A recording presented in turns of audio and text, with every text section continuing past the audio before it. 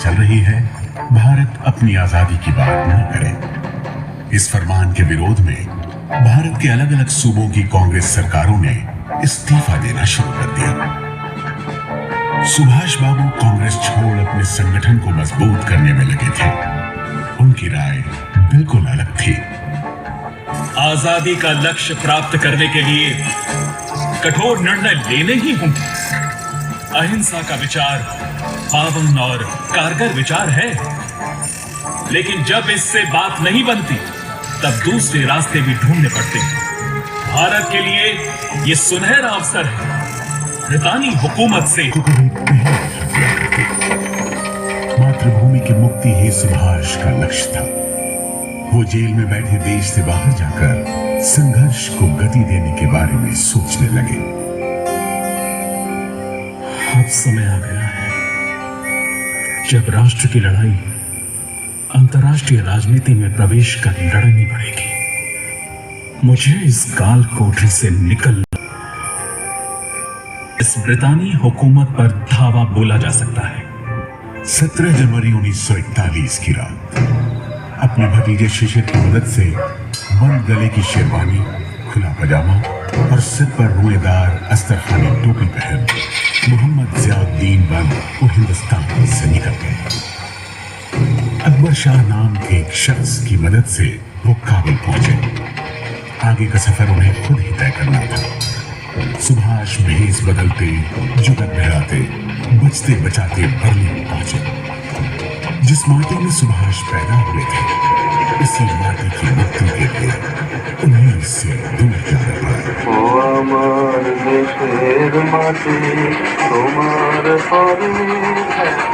23 जनवरी 1897 को, जिस वर्ष महारानी विक्टोरिया के राज का स्वर्ण समारोह मनाया जा रहा था, बंगाल प्रेसिडेंसी के कटक में सुभाष का जन्म हुआ। किसे पता था कि आगे चलकर यही सुभाष इसी विक्टोरिया हुकूमत के खिलाफ संघर्ष की कमान संभालेगा। बचपन द्वंद से भरा था। मन में सवाल उठते और मिटते जाते। 15 साल की आयु में विवेकानंद के विचारों से उनका परिचय हुआ, जिसका उनके व्यक्तित्व पर गहरा प्रभाव पड़ा। मातृभूमि आराध्य है, प्रत्येक भारतीय सहोदर है और भारत की मुक्ति जनशक्ति पर है।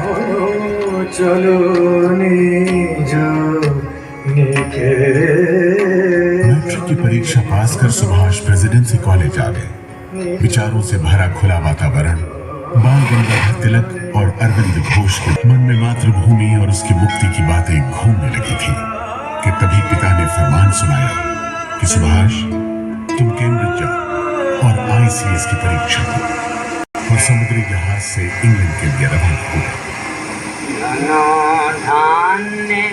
दूर जाते जहाज से सुभाष अपनी मातृभूमि को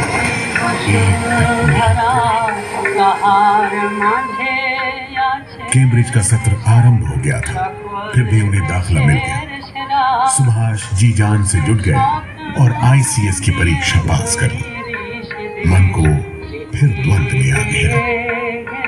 मन की बात देशबंधु चितरंजन दास से मिलने पहुंच गए। चितरंजन दास से पहली मुलाकात के बाद उन्हें लगा मानो गुरु मिल गए हो। सुभाष चितरंजन दास के सिपाही बन स्वतंत्रता आंदोलन में कूद पड़े।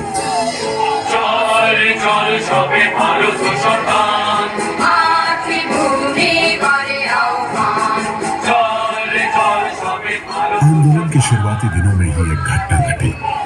प्रिंस ऑफ वेल्स के भारत दौरे का विरोध किया जा रहा था। सुभाष पूरे उत्साह से लगे थे।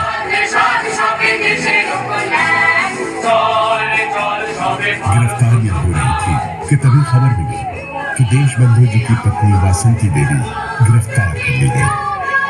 वे दुखी मन से देशबंधु जी के पास पहुंचे। उन्हें पीड़ा इस बात का अलीपुर सेंट्रल जेल में बंद कर दिया गया। फिर तो जब तक हिंदुस्तान में रहे, जेल जाने का सिलसिला लगा रहा।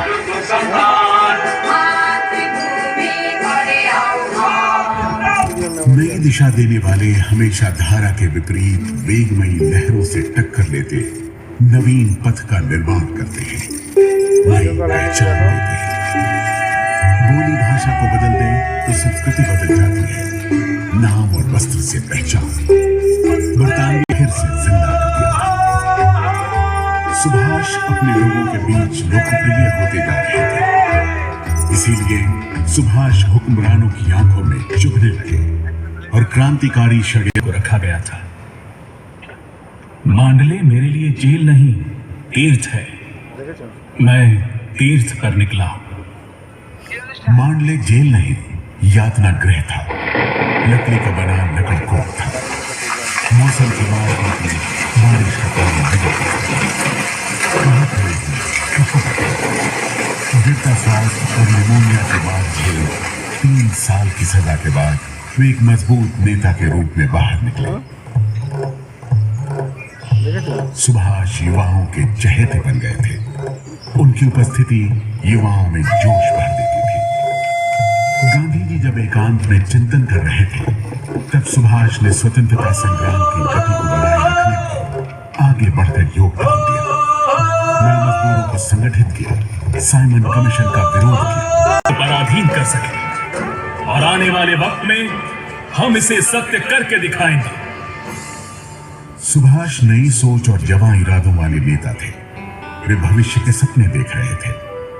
आजाद भारत आर्थिक प्रगति के रास्ते पर कैसे चलेगा, दुनिया के दूसरे देशों के साथ कंधे से कंधा मिलाकर बराबरी के साथ कैसे खड़ा होगा। अपने ही लोगों के बीच सुभाष को शक की नजर से देखा जाने लगा। इसीलिए जब दूसरी बार अध्यक्ष पद के लिए खड़े हुए और जीत गए, तब कार्यकारिणी के सदस्यों में से अधिकांश ने इस्तीफा दे दिया। मैं उस पौ को फूटते देख रहा हूं जिसमें तुम्हारी राजनीतिक साधना शुरू हुई थी। आज तुम मध्याह्न के उस निर्मल आलोक में उद्भाषित हो रहे हो जिसमें शंकाओं का प्रवेश निषिद्ध है। मुझे लगता है तुम अपने मातृभूमि के लिए नई रोशनी और उम्मीद